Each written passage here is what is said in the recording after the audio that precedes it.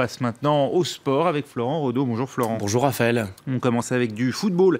Didier Deschamps a dévoilé la liste des 23 joueurs retenus pour affronter la Bulgarie et les Pays-Bas. Oui, 2 matchs pour le compte des éliminatoires du Mondial 2018 en Russie. Des matchs qui auront lieu les 7 et 10 octobre prochains. Pas de grande révolution dans cette liste de 23, mais un nouveau, Aymeric Laporte, le défenseur central de l'Athletic Bilbao qui hésitait, vous le savez peut-être, entre l'Espagne et la France. Il devrait donc porter le maillot bleu à l'avenir. Plusieurs retours sont également à noter, ceux de Fekir et de Gamero, notamment en lieu et place de Lacazette et Giroud, tous deux encore blessés et en phase de reprise. Areola confirme lui son statut de numéro 3 dans les buts. Les cadres de l'équipe, Lloris, Varane, Pogba ou encore Griezmann sont tous bien là. On va écouter le sélectionneur français. Il vous parle du petit nouveau dans le groupe France, Aymeric Laporte. Je ne prends pas Aymeric Laporte avec nous aujourd'hui pour l'empêcher de choisir une autre équipe nationale. Je le prends là parce que c'est quelqu'un que l'on a suivi, que l'on suit, et voilà, son heure est arrivée et il sera avec nous pour ce stage-là.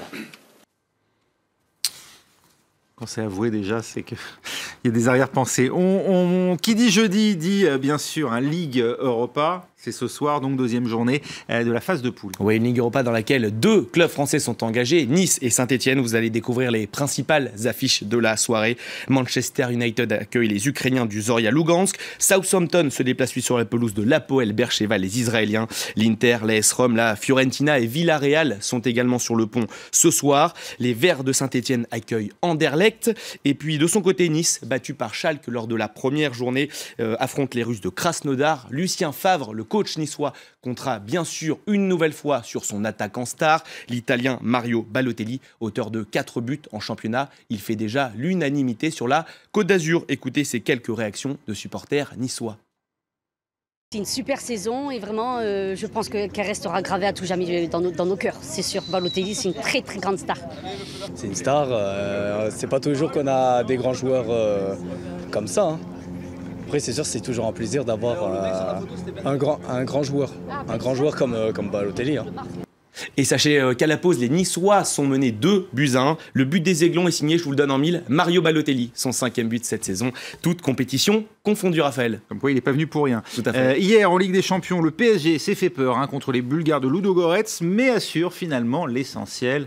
Évidemment, c'est la victoire. Ouais, des Parisiens totalement apathiques en première période et qui encaissent un but sur coup franc par Nathanaël. La réponse parisienne intervient juste avant la pause par Blaise Matuidi. Il est bien servi par Marco Verratti et égalise à la 41e minute. En deuxième mi-temps, Edinson Cavani signe lui un doublé. Succès final 3-1 des Parisiens. De quoi souffler pour l'entraîneur Unai Emery. Vous le savez, sous pression après la défaite à Toulouse. On va l'écouter.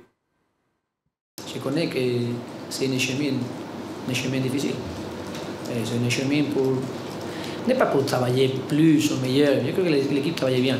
C'est pour la confiance. J'ai besoin de la confiance, comme tous.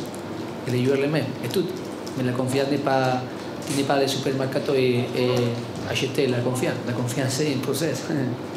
Et vous allez découvrir les résultats complets de cette journée de mercredi en Ligue des Champions. Dans le groupe A, celui du PSG, Arsenal s'impose 2-0 face au FC Bâle, un doublé de Theo Walcott, l'anglais. Succès 1-0 de l'Atlético dans le choc face au Bayern Munich. L'unique but de la rencontre est l'œuvre de Yannick Ferreira Carrasco sur un bon service du français Antoine Griezmann. Victoire également de Naples et du Barça. Manchester City concède lui son premier match nul de la saison, 3-3 contre le Celtic Glasgow.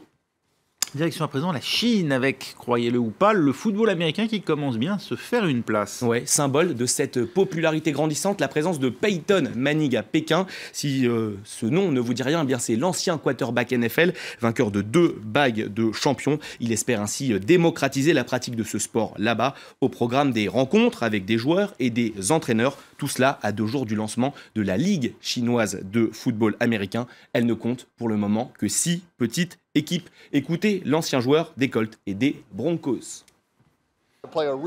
Jouer un match en Chine, je pense que c'est l'opportunité de toute une vie pour ces joueurs, ces équipes et ces coachs. Je pense que les fans vont vraiment apprécier de regarder ce match.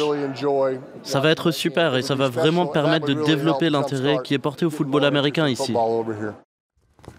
Voilà, c'était Peyton Manning. Merci beaucoup, Merci Florent. C'était le journal des sports. Tout de suite, la météo. On se retrouve juste après pour un nouveau journal. Restez avec nous.